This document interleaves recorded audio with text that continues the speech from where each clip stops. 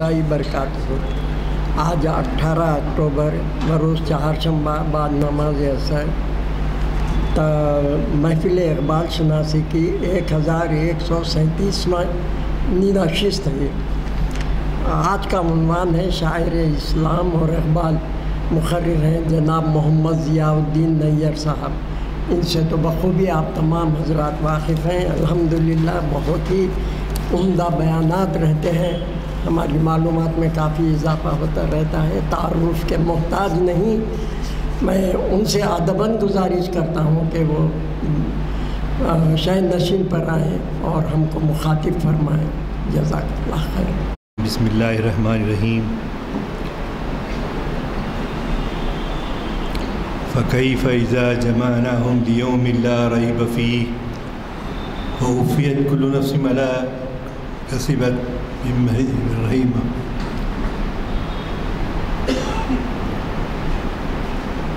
रब्बना आतिना फ़िद दुनिया हसनतन व फ़िल आखिरति हसनतन व क़िना अज़ाबन नार। रब्बना हब लना मिन लदुनका ज़ुर्रियतन तय्यिबा इन्नका समीउद दुआ। अल्लाहुम्मा अर्ज़ुक़ना तौबतन नसूहा क़ब्लल मौत। अल्लाहुम्मा अर्ज़ुक़ना शहादा इंदल मौत। सल्लल्लाहु तआला अला खैरि ख़ल्क़िही नूरि अर्शी सय्यिदिना मौलाना मुहम्मदिन व अला आलिहि व सहबिही अजमईन। बुज़ुर्गों और दोस्तों, अल्हम्दुलिल्लाह सुम्मा अल्हम्दुलिल्लाह, कोई बिलाशुबा 2000 से ज़ायद नशिस्तें यहाँ पर हुई और इसकी इस्तिक़ामत के लिए हमारे बुज़ुर्ग जो आजकल अलील होने की वजह से रेगुलर आ नहीं रहे हैं, ग़ुलाम मिर्ज़ानी साहब एडवोकेट, माशाअल्लाह बिलाशुबा हमारे लिए सबके लिए नमूना है कि हम ऐसी इस्तिक़ामत के साथ कि जिससे लोगों को फ़ायदा पहुँचे और दीन का इल्म जो है एक जगह से दूसरी जगह मुंतकिल होता रहे। आप जानते ही हैं कि हफ्ते में 4 क्लासेस ली जाती हैं और मकसद सिर्फ को होता है कि शोहरत की तमन्ना नहीं, किसी रिवार्ड के तो नहीं। तो ऐसे हालात में कम उम्र बच्चे ये जब सीखेंगे तो इंशाअल्लाह इसका अजर भी अल्लाह ताला उन बुज़ुर्गों को देगा। आज के इस महफिल का उन्वान अल्लामा शायर और अल्लामा इकबाल ने बहैसियत शायर के अल्लामा इकबाल को जो मकबूलियत हासिल हुई दुनिया के किसी और शायर को नहीं हुई। और उसकी वजह यह है कि इकबाल जो है ज़िंदगी में एक जब वो लंदन गए और उन्होंने मशवरा किया अपने दोस्तों से, सर अब्दुल क़ादिर से, कि मैं शायरी छोड़ दूंगा। तो लेकिन उनके परसू करने पर, सर अब्दुल क़ादिर के मजबूर करने पर अल्लामा इकबाल शायरी के मैसेज को देना बंद नहीं किया बल्कि जारी रखा। आप अंदाज़ा लगाइए कि किसके दिल में कितनी बात और ज़बान में कितना असर होता है कि वो उस मशवरे को कबूल करते हैं। और अल्लामा इकबाल जो है आज आपके सामने देखते हैं कि 6 किताबें फ़ारसी की ज़बान में, फ़ारसी में 6 ज़बानें और उर्दू में जो है 5 ज़बानें। इस तरह कोई फ़ारसी और अरबी दोनों में आपने कलाम कहा। और बड़ी ये थी कि बाज़ लोगों को वो था कि भाई इकबाल ऐसा कैसा कलाम पढ़ते हैं और ऐसी कैसे आमद होती है उनकी ज़बान से। वो देखना चाहते थे غلام دستگیر رشید صاحب جو فارسی کے ہیڈ آف دا ڈپارٹمنٹ تھے عثمانیہ یونیورسٹی میں، تو انہوں نے مجھے بتلایا تھا کہ آپ اگر دیکھنا چاہتے ہیں کہ اقبال کلام کیسا کہتے ہیں تو آپ میرے حجرے میں رات میں آرام کروں گا اور آپ سے بھی میری یہی خواہش ہوگی۔ تو چنانچہ رات دیر گئے، علی بخش نے جو ہے ان کو بیزار کیا، اور بیزار کرنے کے بعد وہ اٹھ گئے اور متصل کمرے میں آبزرو کر رہے تھے، دیکھ رہے تھے کہ کس طرح سے اقبال جو ہے زبان کہتے ہیں، اشعار کہتے ہیں۔ تو یہ بالکل نہیں، انوار العلوم کالج آج بھی موجود ہے، وہاں پر یہ واردات ہوئی، اور ڈاکٹر غلام دستگیر رشید نے ہم سے بتایا کہ یہ رات کو اٹھائے جاتے تھے، اور اٹھائے جانے کے بعد ان کا آمد ہوتی تھی۔ جیسے شاعر کے بارے میں کہا جاتا ہے کہ خود سے نہیں کہتا بلکہ وہ اس کی آمد ہوتی ہے۔ چنانچہ فجر کی نماز تک یہ سلسلہ جاری رہا، اور انہوں نے نماز فجر پڑھ کے اپنا کلام جو ہے کہنا رک دیا۔ پھر جب وہ صبح ہوئی، اشراق سے فارغ ہوئے، تو انہوں نے قلم پین لے کے جیسے جیسے ذہن میں آ رہے تھے ان کو نوٹ کر رہے تھے۔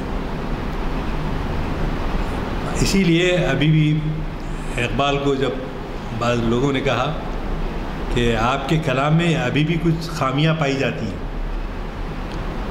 تو اقبال نے اعتراف کیا کہ مجھے اپنی غلطیوں کا احساس ہے، اور میں کو اتنا وقت نہیں ملتا ہے کہ میں اس کی کریکشن کروں، اس کی تصحیح کروں۔ تو برادران عزیز، یہ ایک ایسے شاعر کا کلام ہے جو منزل من اللہ کی طرف سے جو ہے اس کا نزول ہوا ہے، اور آپ ان کے کلام کو پڑھ کے دیکھیں گے تو بہت ساری جگہوں پہ آپ کو معلوم ہوگا کہ علامہ اقبال سے ابدی کچھ غلطیاں ہوئی ہیں، لیکن اس کو درست کرنے کا موقع نہیں ملا۔ یہ غلام دستگیر صاحب نے دیکھا، اور اس زمانے میں علامہ اقبال کا جو ہے بڑا مرتبہ تھا۔ اقبال جو ہے بہت سارے چیزوں میں ذرا تھوڑا سا لبرل تھے۔ امریکہ اور آپ کے یورپ وغیرہ گئے تھے، اور وہاں قیام کے دوران جو ہے بہت ساری ان کو اصلاح کرنی پڑی۔ اور ڈاکٹر رضی الدین صدیقی اور شاہ عبد القادر، یہ وہ لوگ ہیں، بزرگ لوگ، جن کے پرسو کرنے پر جن علامہ اقبال نے اپنا نعتیہ کلام جاری و ساری رکھا۔ تو بعض تاریخی لمحے ہو جاتے ہیں کہ جو ہم بول نہیں سکتے کہ کس طرح سے اللہ تعالیٰ جو ہے کس طرح سے کام لیتا ہے۔ ایک توقع اقبال کو یہ تھی کہ یہاں نظام عثمان علی خان بہادر کے پاس ان کو 2 جاب مل سکتے ہیں۔ ایک جاب ہائی کورٹ کے چیئرمین کے ہائی کورٹ کے جج کی حیثیت سے، اور دوسرا جو ہے عثمانیہ یونیورسٹی کے ایک بڑے اقتدار پہ ان کو پہنچایا جائے گا۔ تو چنانچہ دونوں بھی صرف اخبارات کی حد تک اس کا ذکر ہوتا رہا، کوئی ان کو نہ سکربر حیدری نے نہ ان کو ہائی کورٹ کا جج بنایا، اور نہ عثمانیہ یونیورسٹی کا ڈائریکٹر یا وائس چانسلر، جو بھی سمجھتا تھا۔ لیکن اقبال کی شہرت جو ہے ان کی عمر میں ہی بہت کافی ہو چکی تھی، اور انہوں نے ایک پہلا دورہ حیدرآباد کا 1910 عیسوی میں کیا، 1910، اور وہاں سے آئے. اور نارتھ انڈیا میں اخبارات میں بہت بات چیز آتی تھی کہ بھئی اقبال جو ہے کو عہدہ ملنے والا ہے، لیکن انفارچونیٹلی کچھ ایسا ہوا نہیں. اور وہ کس کی سازشیں تھیں، کیا وجوہات تھیں، وہ نہیں جانتے تھے. البتہ اقبال جو حیدرآباد دکن میں مقیم رہے، حیدرآباد کے بعد ان کا زیادہ قیام جو ہے بھوپال میں ہوا. ممنون حسن خان جو وہاں کے بڑے عہدیدار تھے اور اقبال کے مداح تھے، تو دوسرا بڑا قیام جو ہے علامہ اقبال کو جو موقع ملا وہ بھوپال میں. آپ دیکھیں گے کہ یہ ایک جو نظم لکھی گئی ہے آپ کے ٹولی چوکی میں، جب ہم جاتے ہیں 7 گنبدیں دیکھتے ہیں، تو اس میں ایک مرتبہ سر اکبر حیدری نے ان کو سیر کرانے کے لیے حیدرآباد کی رات کے 11-12 بجے کے بعد جو ہے علامہ اقبال کو سیر کرانے کے لیے گئے. اور وہ غیر معمولی معرکۃ الآراء نظم ہے، خصوصاً اس کے بن کے اعتبار سے، اس کی قابلیت کے اعتبار سے آپ دیکھیں گے غیر معمولی جو ہے وہ بحیثیت شاعر کے سمجھ بن. اور آپ یہ جانتے ہیں کہ بہادر یار جنگ اقبال کو چاہتے تھے، اور سر کشن پرساد جو اس وقت جو ہے بڑے قریب، کس کے قریب تھے؟ سر کشن پرساد. تو کشن پرساد ہے، میں خدا پرساد ہوں.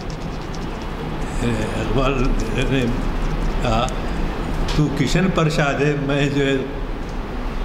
تو اس طرح سے ان کی صلاحیتیں دیکھنے کا جو موقع ملا تھا، اس میں چھپ گئے حیدرآباد میں. اور جملہ حیدرآباد 3 وقت آئے. ایک مرتبہ تو میں نے بتایا کہ بھئی 1910 میں آئے، اس کے بعد 29 میں آئے، اور اس کے بعد جو ہے وہ 1929 اور 30 کے بیچ میں آئے. وہ پبلک کو نظم اور اشعار سنانے سے پرہیز کرتے تھے. ان کو پسند نہیں آتا تھا کہ لوگ جو ہے ان سے فرمائش کر کے کلام سنیں. تو بہرحال سر کشن پرساد کے گھر کی محفل میں بھی بادشاہ کے غیر معمولی عنایات ان پر تھیں، لیکن اس کے باوجود بھی وہ مجبور کرنے پر بھی نہیں سنا دی. البتہ سر ہمارے اعظم جاں بہادر کے کہنے پر، سروجنی نائیڈو کے کہنے پر انہوں نے مضامین لکھے، اور ان مضامین کے ویلیو آج بھی بہت ہے. اس میں فلسفہ بھی ہے، ادب بھی ہے جی. اور آپ کے یہاں سے بمشکل 1 کلومیٹر دوری پر جو اسمبلی کا اجلاس ابھی بھی ہوتا ہے، اس میں علامہ اقبال نے لیکچر دیا. 2 لیکچرز دیے، اور ایک تیسرا لیکچر عثمانیہ یونیورسٹی میں دیا. اور اقبال کو البتہ مایوسی ہوئی تھی کہ جو ان کی پذیرائی ہونی چاہیے تھی ویسے وہ نہیں ہوئی تھی. خیر، اللہ کی مصلحت اللہ ہی جانے. لیکن بہرحال علامہ اقبال جو ہے وہ جو مضمون سنائے، اس کی صدارت جو ہے ڈاکٹر لطیف ایک اجلاس کی ہے، جو انگریزی کے ہیڈ آف دا ڈپارٹمنٹ تھے عثمانیہ میں. اور دوسری صدارت جو ہے سر اکبر حیدری نے فرمائی تھی، اور یہ واقع ہونے کے بعد بمشکل جو ہے 3 مہینے گزرے کہ اللہ کی طرف سے کال آیا اور وہ اللہ کو پیارے ہو گئے۔ ان کی صحت اچھی نہیں رہتی تھی، لیکن اتنی خراب بھی نہیں تھی کہ ان کو اتنا جلدی دنیا سے رخصت ہونے کے بارے میں ان کے چاہنے والوں کو ایسا موقع ملا۔ عزیزان گرامی، سر اکبر حیدری جو ہے ان کو علامہ اقبال کو اور بہادر یار جنگ کو بہت چاہتی تھی، ان کو اپنا بیٹا کہتی تھی، اور جب انتقال ہوا تو بہادر یار جنگ کے چاہنے والے جی وہ بہادر یار جنگ جو ابھی آپ ایکڑنا مادرنا کا جو ہے وہ تھا مندر تھا، اور مسلمان بدلہ لینا چاہتے تھے، تو اس کی وجہ یہ تھی کہ بہادر یار جنگ کے 2 بھتیجوں کو شہید قتل کیا گیا تھا۔ تو اور بہادر یار جنگ اس زمانے میں گھر میں نظر بند تھے، اور وہ کسی کے لیے کچھ ایکشن نہیں لے سکتے تھے، تو چنانچہ ہمارے آصف صابر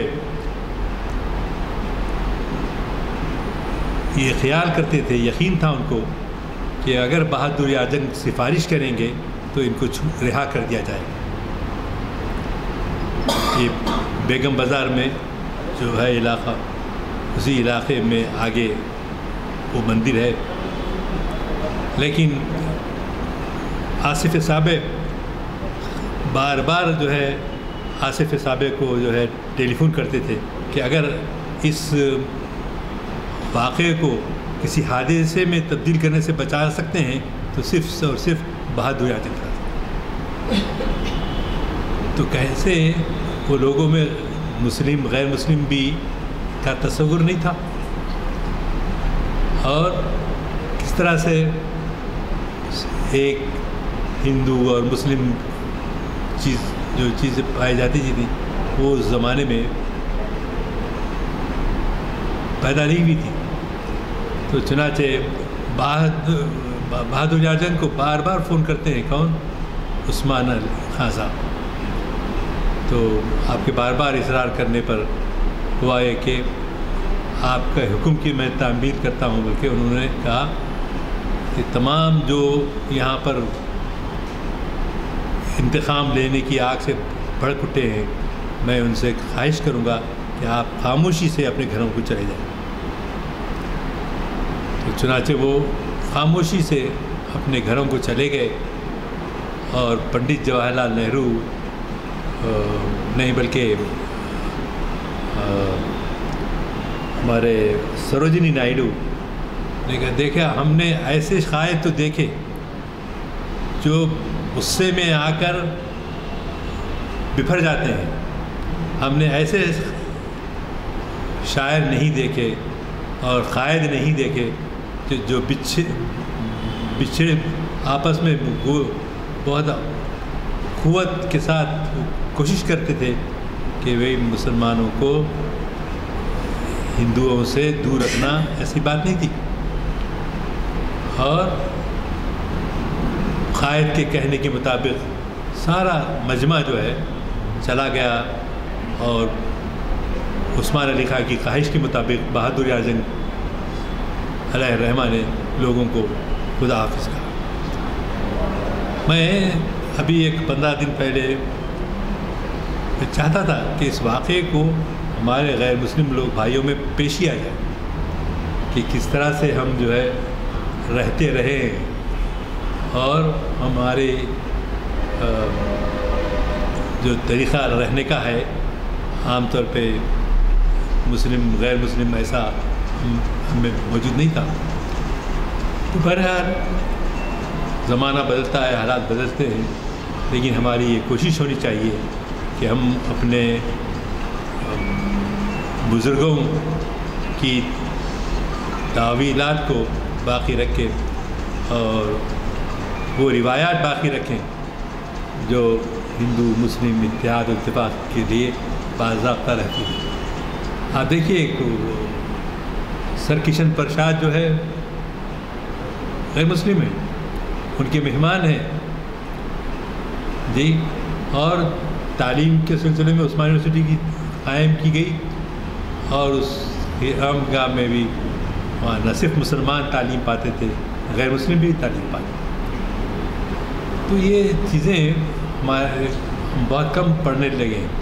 میں آپ کو سجیسٹ کروں گا کہ ہمارے ان کا انتقال ہو گیا، 10 یا 12 کتابیں لکھی انہوں نے، انگریزی میں بھی اور اردو میں بھی، اور ان کتابوں کو ہمارے نوجوان بچوں کے سامنے ان کو رکھنا، پڑھنا اور بتانا ہے یہ کہ یہ ہم جو ہے کس طرح سے ہمارے محبت کے ساتھ پیار کے ساتھ رہا کرتے تھے. صرف غصہ، صرف انارکی اور نہیں ہم بھی ایسے تھے ہم بھی ویسے تھے، ایسا نہیں، بلکہ بہت ہی ہم کو سمجھداری سے کام لینا چاہیے. اور علامہ اقبال کے بارے میں آپ نے جو بہادر سے پہلے ہندوستان میں آپ کے یہاں پر حضرت داغ جو ہے پہلے آ چکے تھے، اور فصاحت جنگ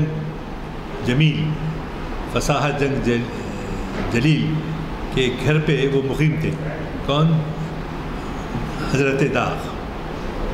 تو چنانچہ حضرت داغ کا قیام یہ عزیز باغ جو نور خاں بازار میں ہے اس بلڈنگ میں ان کا ہے،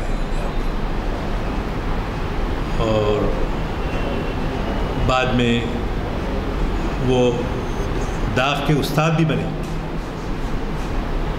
اور امیر مینائی کے استاد بنے. اب ہمارے بزرگ ہی میں سمجھتا ہوں جان سکتے ہیں، نوجوانوں کو اس بارے میں بہت کم معلومات ہے. میں انشاءاللہ میں ہمارے قبلہ سے خواہش کروں گا کہ یہاں کی انتظامیہ کو یہ مشورہ بھی دیں کہ بھئی ان کتابوں کی شائع کی جائے تاکہ ہمارے بچے نابرد نہ رہیں. اور کچھ زیادہ نہیں، بمشکل جو ہے 50 صفحے 100 صفحے کی کتابیں پڑھنے کے بعد اس کو کچرے میں نہیں ڈالنا ہے، اس کو جو ہے ہمارے پڑوس میں ہمارے رشتہ داروں میں جو اس سے قدر کرتے ہیں اس کو قدردانی کرے، اس کو پڑھے، اور یہاں کی کلاسز میں بھی کسی موقع پر اس کو پیش کیا جا سکتا ہے. تو علامہ اقبال کو مایوسی ہوئی ایک لحاظ سے کہ ان کو جو توقع تھی کہ وہ وائس چانسلر بنائے جائیں گے، لیکن ویسا نہیں ہوا. حالانکہ اس زمانے میں کہا جاتا ہے کہ نارتھ انڈیا میں کوئی پڑھا لکھا آدمی نظر نہیں آتا. کیا مطلب ہے کہ سارے پڑھے لکھے لوگ سب حیدرآباد آ کے رہ گئے تھے. مولانا مناظر حسن گیلانی رحمۃ اللہ علیہ کہاں رہتے تھے؟ آپ کے ایڈکمیٹ میں. اور ان کا وہ کیسے اللہ والے تھے؟ ایسے اللہ والے تھے کہ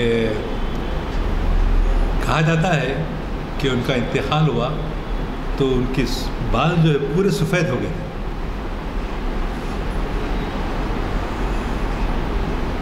ایسے بزرگ لوگ تھے، اور سارے کے سارے عثمان علی خاں ان کو حیدرآباد میں رہائش کی پورا موقع فراہم کیا، اور بہت ساری کتابیں کا جو ہے ترجمہ کروایا. دار ترجمہ جو تھا وہ اب جس حالت میں بھی ہے آپ دیکھتے ہیں بڑا افسوس ہوتا ہے. خصوصاً لائبریری جو پرشین میں، اردو میں، انگریزی میں، اور اس زمانے کے اکابر لوگوں کو عثمان علی خان جو ہے 500 درہم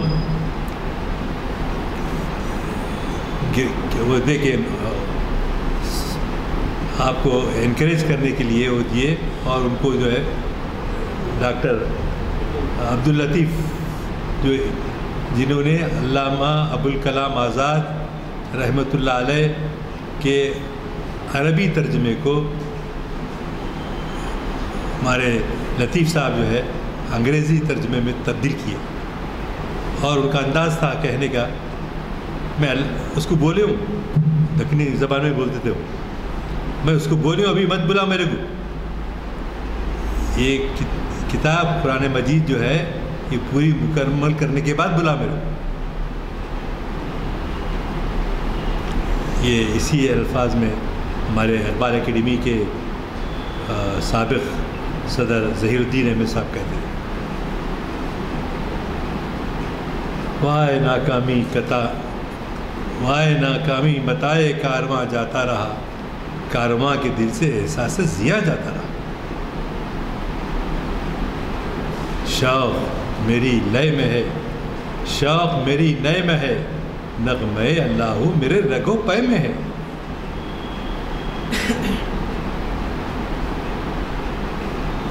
تھے تو آبا وہ تمہارے ہی مگر تم کیا ہو، تھے تو آبا وہ تمہارے ہی مگر تم کیا ہو، ہاتھ پر ہاتھ دھرے مرتضی فردا ہو. میرے آگے آنے کا حوالہ ہے، اس کے مقابلے میں ہم لوگ بہت غفلت میں رہتے ہیں. ہم کو اللہ سے دعا مانگنی چاہیے، اور یزدانی صاحب کو اور جو بزرگ یہاں پر بیٹھے ہوئے ہیں ان سب میں وہ جذبہ جو ان بزرگوں نے ہمارے دلوں میں بھرا ہے اس کو جو ہے نئی نسل تک پہنچانے کی کوشش کرے. ربنا تقبل منا انک انت السمیع العلیم وتب علینا انک انت التواب الرحیم. ورحمۃ اللہ وبرکاتہ. الحمدللہ ہمارے ڈاکٹر ضیاء الدین نیر صاحب کا بیان بہت ہی معلوماتی تھا، ہماری معلومات میں کافی اضافہ ہوا. ہم شکر گزار ہیں ان کے، اور جو ہے اتنا وسیع تھا لیکن اس کا ایک کیپسول بنا دیے انہوں نے، بہت ہی طاقتور بنا دیے.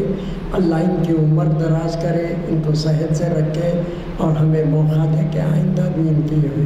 ابھی بیان میں ان کا جو ہے مشورہ ہے جو ہے اشاعت کرے، وہ 2-3 مضامین پہ انہوں نے توجہ دلائی ہے. ہم ان کے مشکور ہیں، بہت اچھا مشورہ ہے.